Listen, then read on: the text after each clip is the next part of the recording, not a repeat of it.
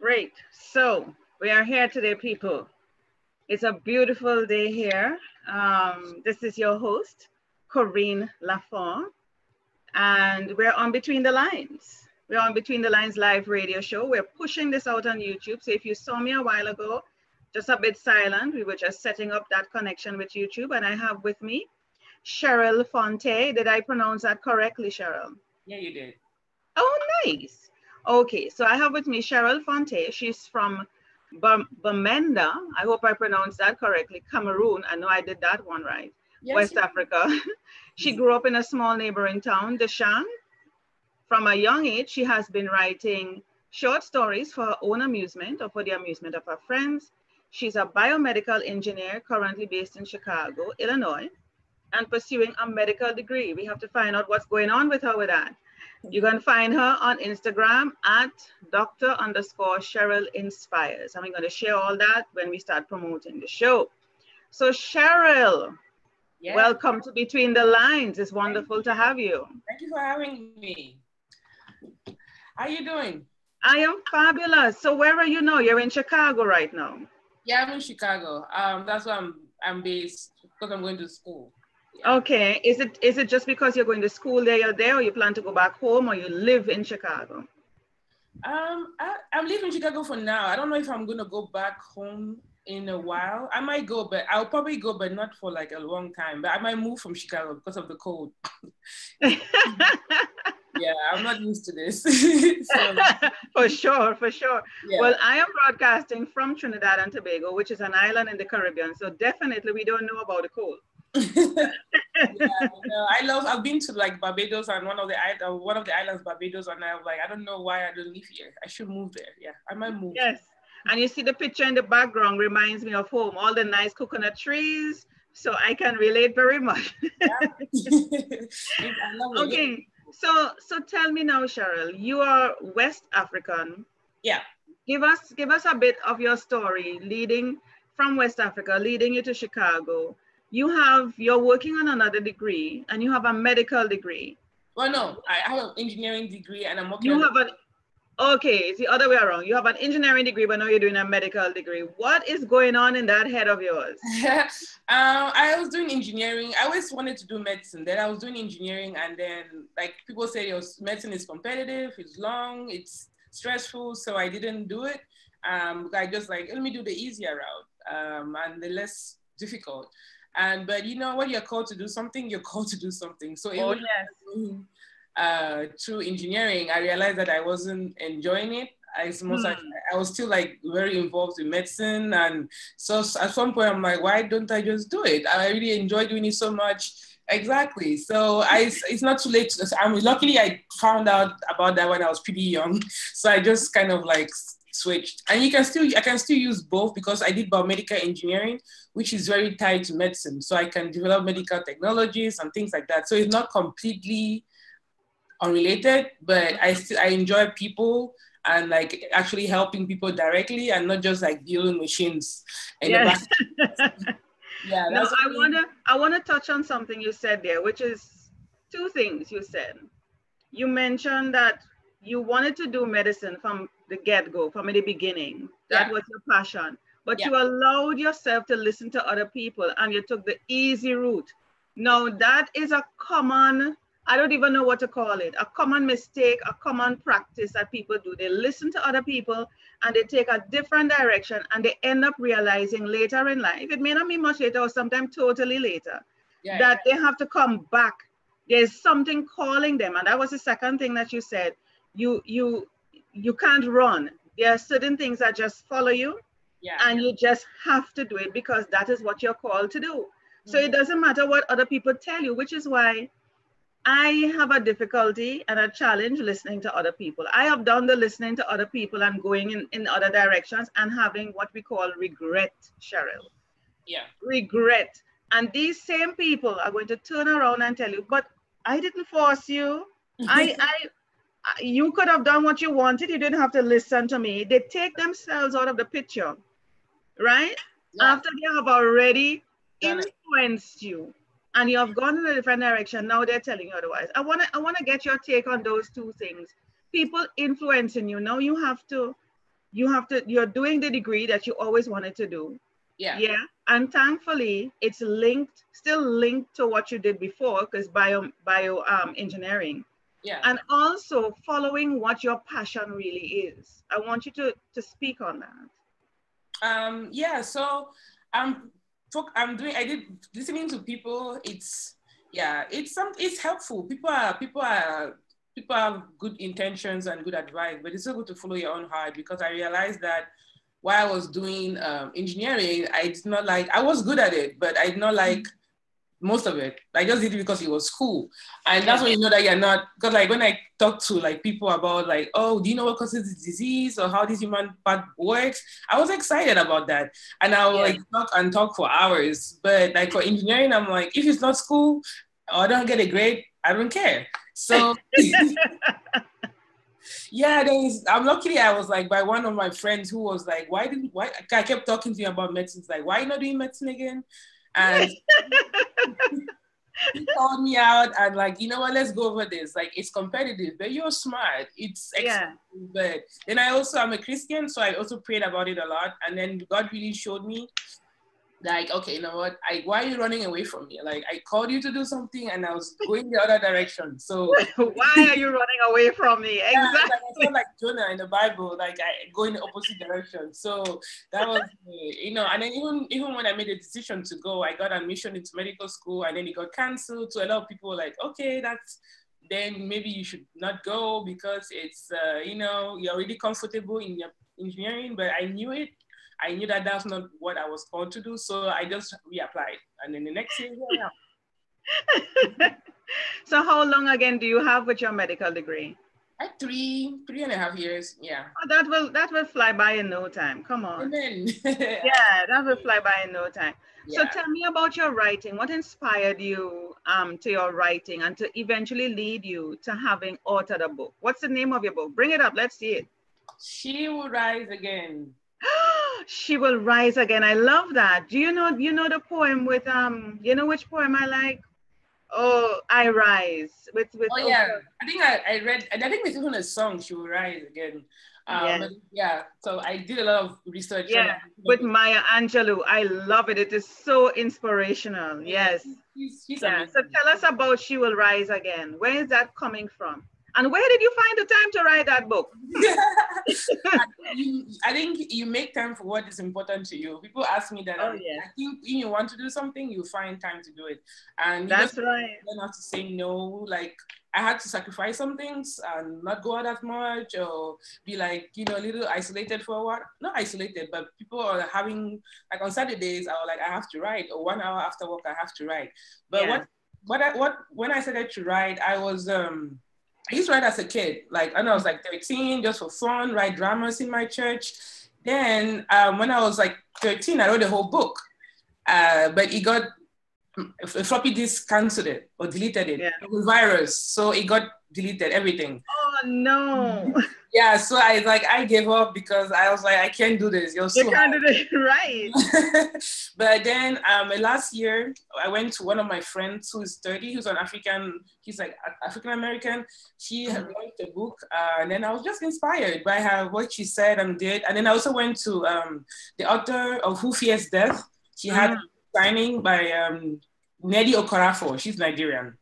And I was like, this is really impressive. And before, when I used to write, I didn't write about my culture because I didn't see any books about Cameroon or about Africa. So I used to write about, my characters were all Western and American when I was younger, because I didn't have any exposure to, I didn't know that, you can write about your people. So when I went to those book signings, I realized that, you know what? I don't really see a lot of Cameroon authors or anything about Cameroon. I've never read a book that will be like, oh yeah, I know where that is. I know what it is. I know what it is, but it's because I'm here and I read about it on TV or something. So I wanted to show people a side of Cameroon that you don't see. I mean, even when you read African books these days, most of them are, maybe like 15th centuries when there was hunting and all these things, but it's not like what it is now. So I was show like a book, I can write about glorify God, but write about my culture, which I'm very proud of. And so there's a lot of that in here. It's also, I like thrillers. So it's like a thriller and he has Christian and it's like African. So it's. You know, when you said that you haven't seen anything that represents your culture, your people, Yeah. that should send a message to you that you should be the first. If you haven't seen it, you should be the first. There's an opportunity there. And even if it did exist, the way how other people may have represented it may not have been the same. Just like what you said, they talk about like historical type of thing. Which is great. Yeah. But you, even if somebody wrote it a different way, you would have a different perspective as somebody from there, a woman, a Black woman from there, grew up there all of your life or most of your life. So you can always bring a different perspective. Right. So never feel, and I want persons who will be listening to this, never feel that, oh, there's enough of that out there. Just like what they told you about your medical degree. I mean, if you watch the trend, we have to sit down and evaluate, and do a lot of introspection, Cheryl. That if we watch as a trend happening in our lives, when you were going to pursue your medical degree, people told you, oh, there are a lot of people doing that already. It just don't make sense. Do something else. It's too competitive. So the fact that it's competitive, it means to say that there's room for you. There is a demand. Right? And it's the same thing. It's the same thing with your book. People, you think that if persons wrote something out there, you wouldn't fit in, but you do. Because you have a voice. So your book I see on the cover is a beautiful Black woman, very natural. Yes, very natural Afro. Yeah. That was very important to me. This picture. It took a while to find, and that's the funny thing too. Like it took a long time to find a picture like that. Most of the models that from the site, they were not colored. We're not colored. And I wanted a colored woman. So I spent hours combing through the site, looking for it. And it was just, and even the ones that were dead, I didn't have the look that I wanted. I saw many like, non-colored women, but I wanted a colored woman because I was like, it's about colored. It's like, I wanted to be colored and I wanted a fro, not just. That's very important to me. You wanted the fro. We gotta have the fro, Cheryl. We gotta have the fro.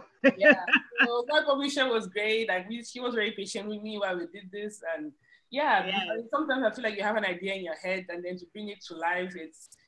Well, I'm looking at the book cover, and let me tell you how I feel just from looking at it. It's very Black conscious. It's very accepting, meaning accept yourself for who you are. Black women have always felt and still do a way about how they look, the type of hair they have, their skin, their difference in look, just their complexion, because Black people come in all different hues. We can go from the blackest of the black to the whitest of the white, and we're still Black. Right? And we have different textured hair, which is so unique about us. We can have from very curly hair to very straight long hair, and people just don't understand that. Right. And what the cover is also saying is strength. She's very confident about herself, strength, and the fact that you use the title, she will rise. I am guessing, and I haven't read the book, I'm guessing that there are stories in the book that talk about some sort of struggle, challenges, and how she overcame those. Tell me if I'm on the right path. You are indeed. And she, well, I don't want to spoil it, but no. She went through some stuff, like a lot of stuff, and with the help of God and with self-realization and all of that, she came back, right? Like she was like at the lowest point you could be. Right. Like she had, I felt bad for her actually. You felt bad. I'm like, why am I making you? You felt bad for her? Isn't that your character? I kind of felt like bad. I'm like, maybe I should not put this much things to happen to her, but it was. I mean, in the end, it was beautiful. Like, I like happy endings, so it's not like a sad book or anything. It has a beautiful ending because it just make me cry. So I like happy endings. So very good. Yeah. Does anything in the book represent you? Because I know a lot of our own personal struggles and challenges comes through in our work, even though we create fictional characters. Is there anything, or is it the entire book representing you or an aspect of you? No. Well, the aspect about me that, well, it's kind of, since this is my first book, it was like hard to completely separate myself. So I think there's some parts of me that I reflected, like a lot of my friends that I have, some of them come out in like kind of different, I may change the names, but somebody like some of my friends inspired that character or the character. And then the thing about her, she came from Cameroon to the US, which is like kind of what I did. Yeah. Yeah, so that's like where there's a little similarity between us. Yeah. But the rest of it is like, he's crazy sometimes. He starts out being crazy, and I'm not crazy at all. But... I know. And hey, there's nothing wrong with being crazy. Crazy is in, okay? Crazy is in. And then she's a model, and yeah, I'm not. So I'm not very different people, but even the places that she visited, like I lived in New York, and she lives in New York, and she lives in Chicago, and I live in Chicago. So I have like some similarities. Because I can draw from my experience, and I can write about New York and Empire State and all of those things. Yes. I mean, it's still mostly set in Cameroon, but I wanted, since I'm publishing in the US, I also wanted I wanted a culture everybody can relate to. That's right. Both Western and African can relate to. So a lot of feedback I've gotten is that, even though they don't, like, sometimes I have like Pidgin English, which is like patois. Yeah. I have some phrases in Pidgin, and then some phrases in French, because that's where I'm from, and that's what we speak in Cameroon. So I have some phrases, but not so much that you can understand. But people said, from the feedback, they said it's great. Like my publisher said, you need to understand it to understand the story, but I just threw that in there for like little flavor. Yes. So people back home, when I'm reading it now, some of them were like, yes, you talked about Boya and Bamenda, like I know where that is, I know this, and they're so excited. And like my cousins are obviously, they're so excited about that. So I'm really very good. So you've been getting great reviews, and what has been your results in terms of sales and the type of people that have been buying the book so far? Well, yeah, a lot of people have been buying, like, especially back home. I have to find a better way to send the book, because as I said, there are not a lot of books about Cameroon often, or they're not, especially like not about the current culture. So a lot of people back home are excited. Even people here are also like, oh, this is a very different kind of genre. It's like Christian, but it's fiction and it's West African. So a lot of people are, oh, this is interesting. So yeah, I've gotten a lot of people here buy it on Kindle. I've gotten like good feedback, like 4.7 stars, 4.2 out of 5 stars. So yeah, I think it's going well. I think a lot of African Americans, as well as Africans, as well as some, people from different cultures. Some people just say it's just great to read about a different culture. Like even if they don't know it, or they're not from there, or have nothing connected to it, they just say it's different. It's nice. Like, they don't really read about the West African experience. So it's different. People are looking for difference. People are looking for a change. Yeah. It comes just like when you watch a movie. From the time you start watching the movie, you realize, oh, I know where this is gonna go. I know exactly what's gonna happen. But you want to go to something that blows your mind, that is so different. You never expected that would have happened. That's what people are looking for now, a difference, something to really make them think, to experience, to go somewhere. Because books are really to help you to vicariously live through the characters, as well as go places you've never gone. So if I'm reading your book and I've never been to Cameroon, which I haven't yet, I would love to read your book and be able to experience Cameroon, so that when I do, I can say, hey, I remember reading this book by Cheryl Fonteh, and she mentioned this place, and the shop is still there, and and the food and what people wear and how they live, and I'll be like, whoa, I could fit in here, just from reading your book. It gives me that confidence, I guess, and experience when I do travel to that particular place, or go or do whatever it is that was mentioned in your book. Right. Yeah. So, from the feedback I've gotten, they say it's very vivid. Imagine, like, very vivid. Yes. Feel like they are in the environment. I'm glad that came out. I didn't try that hard. I tried, but not. I Not mean, hard, yeah. well, not from what they said, it's like, yeah, you really feel like you are in the room or you're in the town and you're like there with her. Like when her driver is driving and she almost like, what is that? And you know, because I talk about not only the good part, but I also talk about some of the bad parts and the politics. Yeah. You know, most of politics in most of West Africa, or Cameroon at least, it's, you know, we have a president who has been there. So I kind of throw that in there, but not saying any names. So, Yeah. so I don't trouble anybody, but talk about the politics, but talk about the food and the traffic and the whole thing, whole experience. So Very good. Okay, so being a student, yeah, you're a medical student, you have a degree in bioengineering. Your friends, current friends now in Chicago, they know about you being an author. Do they sound like, wow, I would love to do that? What do you say to them to encourage them? You know, like I was saying, you know, our people, Black people, we need to encourage each other to really push ourselves. There's so much within us, but people in general, yeah. you know, it doesn't matter what race, but you know, I'm thinking persons at your university may be saying, you know, your close network of friends you're in class with, your girls who you're hanging out with may say, wow, she came all the way from West Africa. She did a bioengineering degree. Now she's doing medical. She's an author. What the hell? I would love to.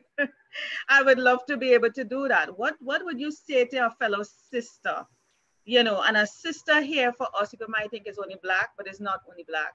A sister is anybody, a woman, you know, a friend. What would you say to that sister? Yeah, I would say that you can do anything that you want.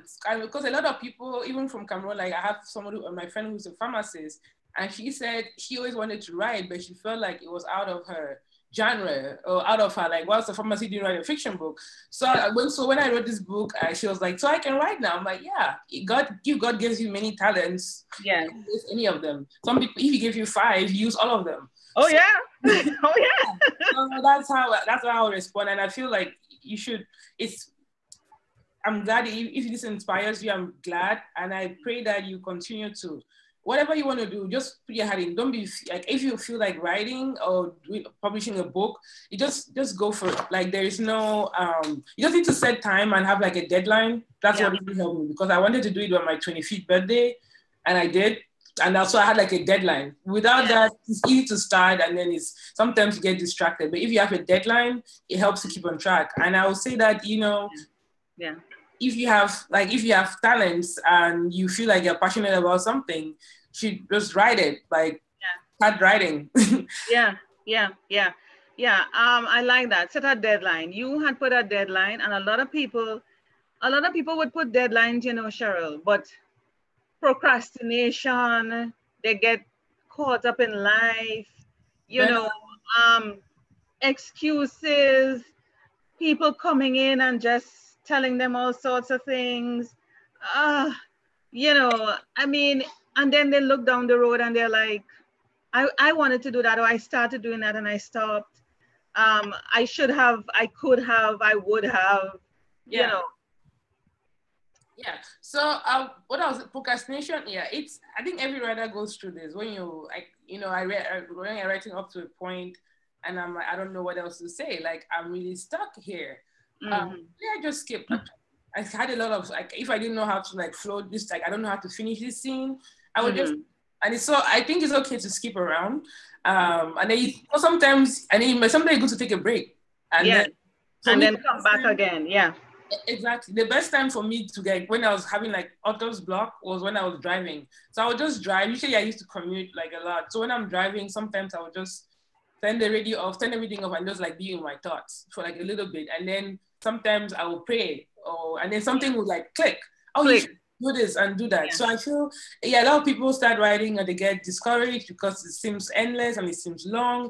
But first of all, when you want to start writing, it's good to have like an outline.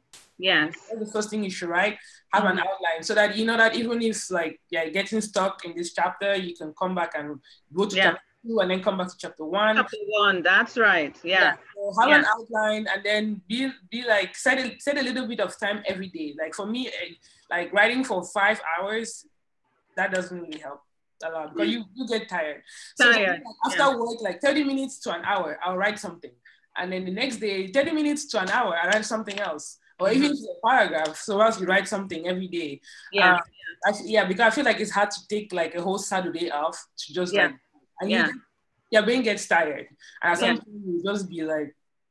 And there are times, Cheryl, there are times that the juices are flowing like really good. And you may end up sitting down for 5 hours, or you may end up sitting down for the day, which makes up for a whole week of writing. Things are just flowing. So I usually tell people, because I'm a self-publishing consultant and I too am an author. So I tell people, I say, listen, just go with the flow. Don't beat up on yourself in terms of writing. You don't feel it today, no problem, but don't let that feeling stay with you.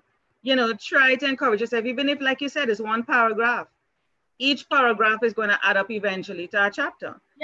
Just do what you can, and there may be a time when everything is perfect, the universe has lined everything up, that you're able to sit down undisturbed, the juices are flowing, the inspiration is coming, and you're able to write, or probably even finish the damn book. So I also say that in addition, because sometimes inspiration comes to you when you don't expect it. So it's like have a pen somewhere, because sometimes and the boss, you're like, ooh, I have an idea. And then if you forget, so I was like, just writing, or I'm just typing, whatever you do. So or record it. I mean, we have our phones now and it's always on us. So I tell people, record it. That's true. Record it. It's so easy. So you don't have to say, oh, I don't have a pen, so I'll wait till I get home to write on. No, that's not gonna work. No, pull out the phone and record your thoughts, record your ideas. And when you get home, you can easily just type it out and then, develop it. Right. So I mean, it comes to you. I mean, the best place is where it comes to you, Cheryl. I'm sure you have experienced this. It's in the bathroom. Bathroom, the shower. I would say that true. But I mean, like some days I had like a burst. Not every day though. And so like, but I still try to like put in something. Not every day, but like I try to be like have like a schedule, because I'm going to start writing. Okay, 30 minutes. Do I feel it? Okay, maybe not. Okay, then come back tomorrow. Then maybe tomorrow you feel like, oh, for an hour you're really feeling it. Then one other day you come like writing, and it's like I can't stop. You just like on a high. It's really it's like when you get to that point, it's really amazing. You're like, I love that. I love when things are just moving and you're in the momentum and the inspiration is there. Don't stop. Don't say when you're doing it, don't check for errors. Don't check no. Don't check the date, make time. Don't do that. Just write and then you just keep going. Just keep going. Just keep going. Take advantage of that. So Cheryl, we're coming down to the end of the time, and I don't want to miss the opportunity. And I forgot to remind you before we got started on the show. Is there some sort of offer or giveaway you would want to give to your listeners when we start promoting the show? Is there anything that you would want to give or offer to persons? I would like to, but I'm not really sure. I have to investigate how I would like to do that. I would like to give some kind of discount. I will have to work on that and get back to you. But I would like to give some kind of discount, like 25% off. Okay. Your book is on Amazon. Your book is on Amazon. It's on Kindle too. It's on Kindle, so it's both in print and ebook. And it's on Amazon. Let me see if I can pull that up. Just give me 1 second. Okay. Let me see if I can pull that up on Amazon so that I can guide persons to where they need to go. Just give me 1 second here. So we're going to go to, I should probably do this share the screen while I'm doing this. Just give me 1 second here. Where am I? Here? Okay, are you seeing that? Not yet. Oh yeah, I see it now. Right, so I'm gonna go to books. She Will Rise. And I'm going to put in, give me the title again, She Will Rise? Again, yeah.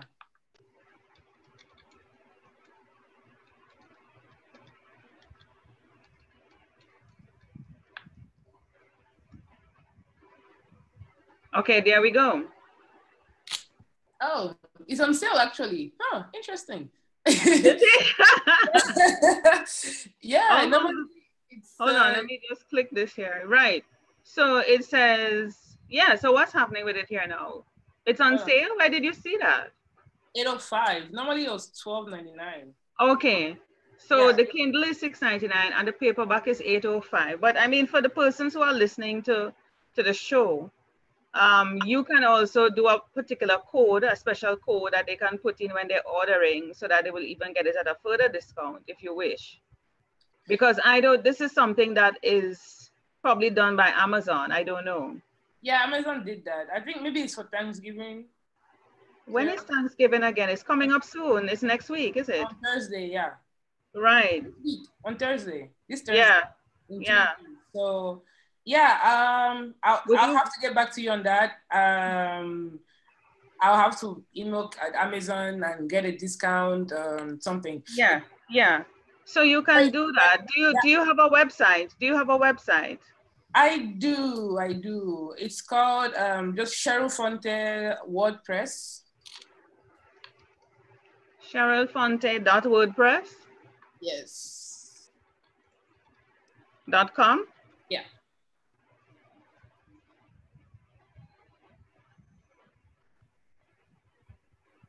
Okay, so this is you here. Yeah. Okay, yeah, I need to you need to do some additional work on it, you're saying? Well, and then also on the account, on the discount, the code. Yeah, okay. I blocked a little bit and then school caught up with me. Yeah, that's, hello, I am not going to punish you. You're a bioengineer and a medical student and an author, okay? All right, so let's see now. I want to go back to the Amazon page here. Okay, so Amazon allows you, because I do these type of things. So if you go into your account and you can set up a code, you can create your own code. You can title it as something like between the lines as a code. I don't know, between the lines 25% off or something, okay. You know.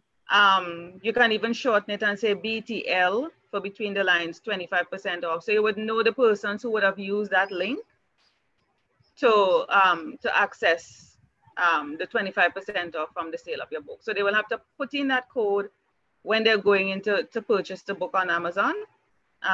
So that's a way of also tracking who came from the show and that type of thing. Okay. Yeah.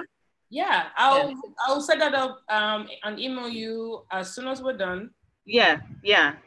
So if you could set that up, let me know so that when I start promoting the show, I can include that as part of because I'm going to do an article or blog, share that with you, put it on my website, push it out through social media, that type of thing, do some social media tweets. This is why I'm asking my guests on my show to really connect with me on social media so that I can tag them in everything that I do. Yeah. Are you on Instagram? No, I'm not on it. Well, I am, but I don't really use it. Okay. I am on too many social networks. Right? So it's hard to kind of manage all of them. Believe me, each of them is a monster by itself. So which one is your main one? I do Facebook and I do, well, some amount of LinkedIn, but Facebook is normally my main one. Okay. But connect with me. I sent you my link, so connect with me. Okay. On the links, I sent you a reminder to that too. I sent an email to you about that. So look at the links, connect with me. I would also connect with you, and that will assist in promoting and pushing it out to as many people as possible. Sure. Right? Yeah, so here we go. So set up that code, send it to me so that I can include it in the promotions, okay? Okay, great. Great. So Cheryl, it has been a pleasure. It has been a pleasure talking with you, learning from you. I am inspired by you. You're a young woman. You know, there's so much ahead of you. You know, it's good to see, you know, a Black woman from Africa making these type of moves. Not that there aren't people from Black Africa, from Africa, what am I saying? From Africa making these moves. But, you know, to have you on my show, it's been an honor to have you. And I hope you inspire not only Blacks, but people from other races that they can do it. I hope you inspire young women, right? It doesn't matter what race, young women to know that they can have it all. You know, there's a saying that people say, you can't have it all. Why not? Yeah. I'm like, why not? Why I can't have it all? Don't stifle yourself. Exactly. Why I can't have it all. Yeah. So I hope you inspire people. I know you would. You already have started and you're on the path. And I would love to continue, you know, keeping in touch with you to see where you go. You know, it's good to follow people, see where you go, which is why we have to be connected on social media. Yeah, of What course. becomes of Cheryl Fonteh with a bioengineering degree and a medical degree? And what other books you may come up with, you know, outside of She Will Rise Again? You Yeah. know, what other books, what other journeys that you're on that allows you to share it with the world? So I want to thank you so much for being on my show Between the Lines and for spending time with me this morning. Yeah. Thank you. Thank you so much for having me. And I hope you have continue to inspire people. And yeah, it's so great. I'm so happy. This is so exciting. It's great to be here with you. Thank you so much, Cheryl. And You. for all our listeners, we thank you so much for being here, for watching, for spending some time with us. And we want you to support Cheryl on her endeavor because you never to know, your time is going to come and you may need to reach out to Cheryl for assistance or reach out to me. And for all you know, you may end up right here on this show Between the Lines with me, your host, Corinne Lafont. You take care and have a wonderful day, Cheryl. Bye. Thank you. You too.